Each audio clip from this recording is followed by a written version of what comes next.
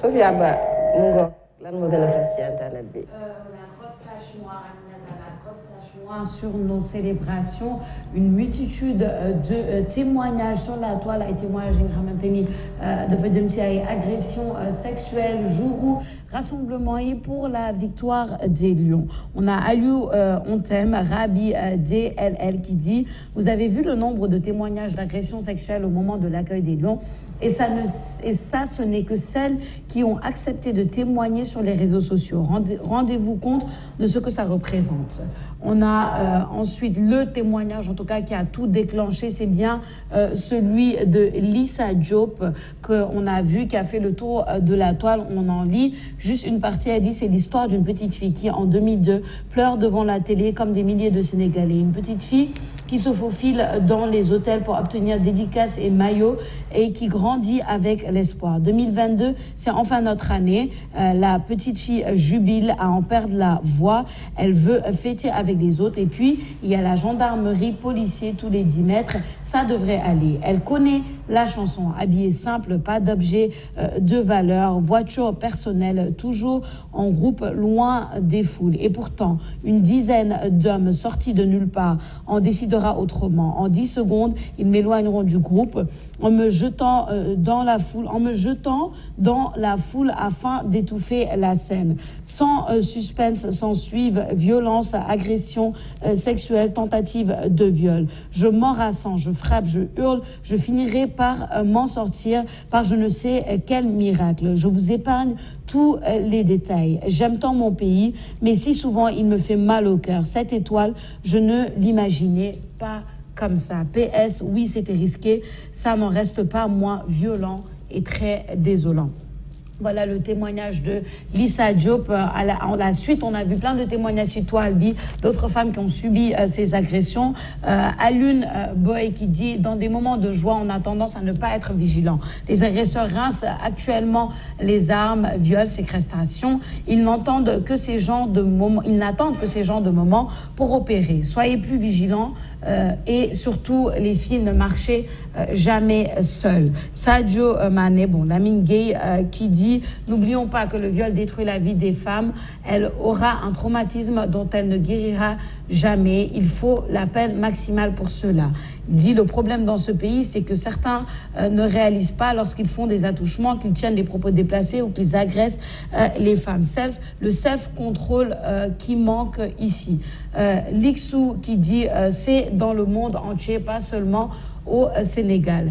Tabou Nyanya qui dit il y en a un qui disait tout à l'heure ici qu'une fille était venue se réfugier derrière son dos car des gars la suivaient avec comme menace de la capturer. Ça devient extrêmement inquiétant et bizarre. Le sage Rikudo, les jeunes deviennent de plus en plus sauvages et les populations ne semblent pas conscientes de tout ce qui se passe dans ce pays. Tellement d'agressions sexuelles et semble-t-il que les gens banalisent ces actes barbares. C'est triste.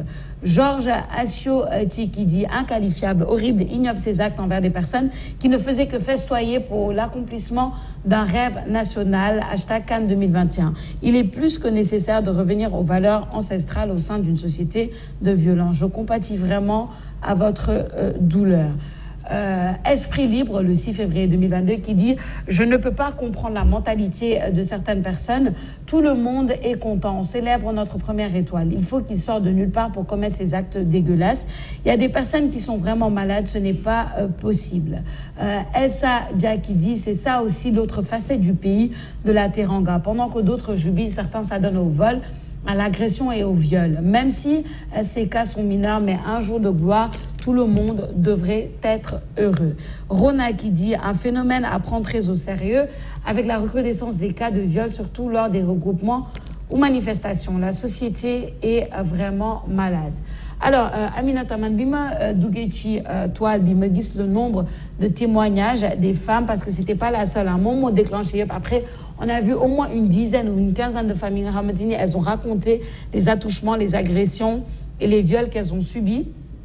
Si journée bobu daf ma jaaxal parce que bon, c'est vrai que ñu ngi doon wax ni c'est pas sûr, il faut faire attention parce que fu bari nit lepp mën na fa xew, donc il faut faire attention, c'est vrai, mais quand même à ce niveau-là ba paré la manière dont Lisa Diop a décrit son agression dafa mel ni loo xamante ni c'était préparé de toute façon c'était prémédité man loolu moo ma gën a jiite moo ma gën a jaaxal donc vraiment c'est désolant c'est désolant. ñi nga xamante ne ñoom ñoo ci am jafe-jafe yooyu Sophia mais man li ma jaaxal ban moment la ñu mën a am ba mën a def li ni mel man je peux accepter sax wala je peux comprendre essayer de comprendre ngay dox yor sa téléphone nit jël ko sa loxo. loolu man mën naa ko comprendre mais li nga xamante ne moo di attouchement wala agression sexuelle ban moment lañ ko mën a def ak ban ni man je ne comprends pas quand même. Je ne comprends pas parce que yow yaa ngi def manifestation nit yee ngi manifester nit yee ngi manifester seen joie yow nga profito ci manifestation yooyu ba mën a def li ni mel surtout man li ci gën a metti mooy que ni la plupart ay xale lañ koy def. xale yi nga xamante ne dañuy bokk ci manifestation yi nga fexe ba isoler xale boobu. def ko li nga koy def après nga bàyyiwaat ko mu duggaat wala nga bàyyi ko laisser à elle-même mu dem ci foule bi loolu moo ci gën a metti mais ni ñuy wax rek société bu amul ay société boo xamante ne amul benn problème amul benn ki c'est utopique du mën a nekk mais bon nañu xoolaat suñu doxalin ñun ñëpp ndax dañoo génnoon pour manifester suñu joie suñu bonheur bi nga xamante ne gaynde yi jox nañu ko je pense pas que ni c'était le moment pour ñu def si ay tâches yoo xamante ne dinañ ko ci bon mais li ñuy wax rek ñiy gàmmu ak ñiy raas dem sa bokkul. Non, c'est exactement ça et puis moo tax ñu koy naan la grosse tache noire sur nos célébrations il fallait en parler parce que dafa nekk ci toile bi tellement que finalement da ngay jaaxle da ngay naan mais attends et tu as raison de dire que c'est pas compréhensible c'est inqualifiable incompréhensible moo tax man naan c'est prémédité en tout cas je suis convaincue que agression au lit ça moom c'est prémédité parce que wax na une dizaine d'hommes xamante ni dañ leen ils l'ont encerclé isolé ko ci foule bi def lu ñuy def ba pare sànniwaal ko ci foule bi dem seen yoon loolu ça ne peut être que prémédité bien calculé bien préparé et ça te montre en fait le degré de à quel point c'est sale à quel point c'est sombre et que y a vraiment un problème de fond à relever parce que bu fekkee ni yow nit ñaa ngi dem comme tu le dis je peux comprendre ñaa ngi naan ok y aura du monde et tout ku yore téléphone am nii di jubilé kenn ñëw këf ko loolu day am parce qu'il y a des gens qui ne sortent que pour ça même si warul am mais day am mais par contre nga encercler une femme qui est sortie comme tout le monde pour jubiler agresser ko ba pare dem sa yoon je ne comprends pas et plus d'une femme même des dizaines de femmes je ne peux pas le comprendre Papa Limsa. Mooy le sentiment le mieux partagé mooy incompréhension parce que am na ay sujets yoo xam ne si ça te laisse impuissant doo amee idée mënoo ci dara parce que toute société a des malades et je pense que les malades sont parmi nous mënoo ci dara parce que yaakaar naa ni instant boobu noonu nit tal na leneen lu dul di gis nit di ci xalaat loolu nga xam ni Sénégal première fois mu remporté trophée nit normal laa wax parce que on marche on est des humains mais am na ñu rax comme on dit jamono jooju ñëpp a ngi kontaan di célébrer nga xam ni ku mës a rencontrer sax il te sourit wala il te sourit nga ci xalaat loolu c'est dommage et c'est dommage également parce que instant yooyu noonu c'est difficile d'assurer la sécurité partout parce que tout le monde était dehors et peut-être même les forces de l'ordre étaient dans les jubilés parce que ay sénégalais lañ comme ñëpp mais mat saw rek nga mën a def ak xanaa prochaine fois jàng ci rek parce que am na ñu yàq seen célébration comme Lissa Diop mi yàq nañ ko Coupe d'Afrique am ñun si ñuy xalaat Coupe d'Afrique comme moment historique de notre histoire moment historique de notre vie moom dina ko xalaat comme lu rafetul ñu ko teg mooy ay nit mais mënoo ci dara c'est la société elle est là la société a ses malades que faire c'est vraiment dommage on n'a pas les idées on est impuissant face à ça on ne sait pas. Ce sentiment d'impuissance je pense qu'il a été partagé par beaucoup de Sénégalais man maa ngi rafetlu le fait que certains ont osé parler ont osé faire des témoignages ça a même amené une grosse discussion sur la toile il y avait un autre témoignage très profond muy naan oui mais ça c'est que la partie visible de l'iceberg parce que ñu bëri lu ñu am courage sax wax ci témoignage témoigner parce que bon, elles se disent que voilà. Mais nous témoigner de femmes solo parce que ça montre vraiment qu'il y a un problème. Et puis, on ne le dira pas assez, les répercussions ne sont pas assez lourdes pour dissuader, en tout cas, je pense qu'il y a un problème aussi à ce niveau-là. Et l'autre chose qu'on ne dira jamais assez, c'est la santé mentale. Comme Pas l'a dit, il y a des malades parmi nous. Voilà, peut-être tu les croises tous les jours, mais ça ne va pas ici. Ça ne va pas ici. En fait, alors que ça peut amener beaucoup de problèmes par la suite. Bon, on parle toujours, je pense que toute la semaine on a parlé un peu des lions, hein, donc on va continuer avec Aboubakr Sadir qui sur les réseaux sociaux a proposé un maillot de l'équipe du Sénégal tout noir spécial champion d'Afrique avec l'étoile et le trophée maillot bagi nonou mom defar nako néna dan. Voilà ce qu'il propose pour accompagner en tout cas les Lions. C'est fait par un Sénégalais. Et Ndap Roman Abouchi qui lui dit Yalan Ouapuma contacté là, signer le contrat à Emilia. C'est du talent en tout cas ce que tu viens de faire, machallah. Mohamed Abdallah qui dit le maillot est tellement joli, mais pourquoi ne pas exploiter cette occasion vu que la moitié de la timeline te soutient. Trouve-toi un designer, tu lui proposes de marcher, ça va porter une fois terminé. Je serai le premier à l'acheter. Ensuite, on a Papaous qui dit est-ce possible d'avoir plus beau que ça? Non, je ne pense pas. Il est temps pour la Fédération sénégalaise de football d'imposer son propre designer à son équipementier pour les maillots et autres produits dérivés. Kaboula qui dit, je l'ai toujours dit, la Fédération officielle de football doit revoir le contrat, les accords avec son équipementier. D'ailleurs, jusque-là, on ne sait pas s'il y a contrat ou pas. Poser la question que le Sénégal, parmi les 3 premiers du ranking FIFA, zone Afrique depuis 5 ans, continue à porter de la friperie. Papous qui dit clairement une renégociation s'impose pour une meilleure prise en charge de nos intérêts. J'espère juste que l'on prévoit, qu'ils ont prévu une telle possibilité avec le contrat actuel, car avec cette CAN, l'équipe doit entrer dans une nouvelle dimension. On a Goyal qui dit franchement ce maillot est magnifique, nos racines africaines et sénégalaises sont parfaitement représentées. Alors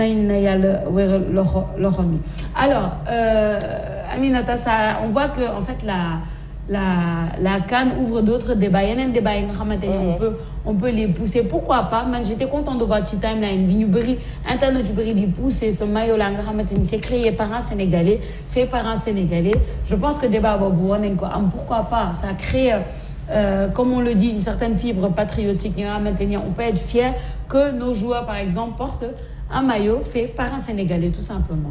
Li dafay woné Sophia que ni potentiel bi mi ngi Sénégal amna ay doomu Sénégal yo xamantene lu ñu mëna jëlé biti réew dem jëlé ko fofu exploiter ko mën nañ ko jëlé fini ñu exploiter ko ndax Sénégal du rek lo xamantene mën nañu am nañu créativité bi mi ngi fi ay jeunes ñu ngi fi di liggéey bu rafet rawatina ci li nga xamantene moo di maillot yi nii ñuy defar di ko jëlee souvent à l'extérieur am na ay jeunes yoo xamantene ñu ngi fi au Sénégal di ko liggéey mais malheureusement xamuñu leen malheureusement dafa di liggéey boo xamantene foogewuñ ko boo solee sax benn maillot wala benn genre ensemble blouson fekk benn Sénégalais moom moo ko def dafay doon surprise parce que tailleur Sénégal xamewuñ leen defar ay maillot defar ñoom pour ñoom benn jersey la ñu war a mën a ñëw benn robe benn taille basse mais am nañu potentiel boo xamante ne mi ngi Sénégal nañ ko exploiter ñu permettre jeunes yi ñu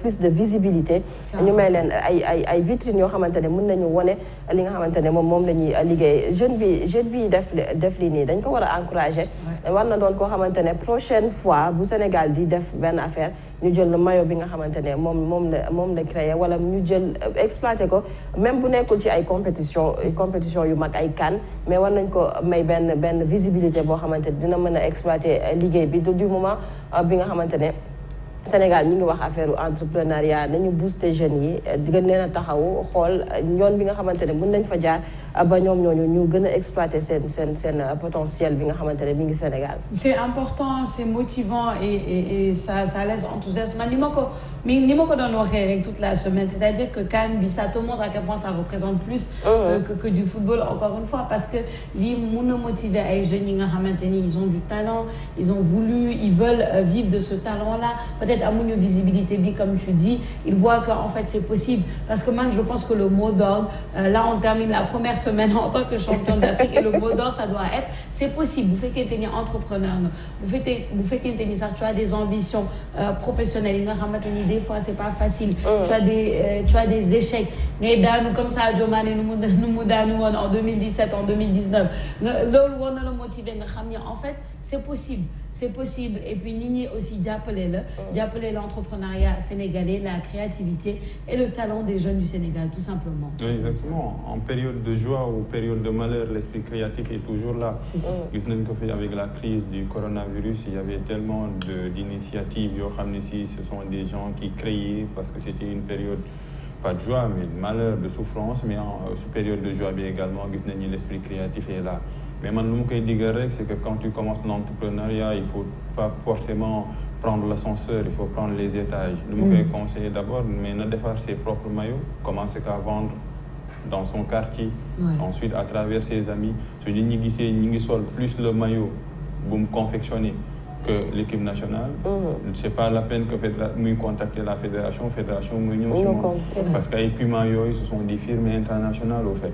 C'est pas la peine de les noms, c'est pas facile. Nous conseille d'abord, mais nous gagner imprimer ensuite ils commencent un peu la vente de ces maillots là.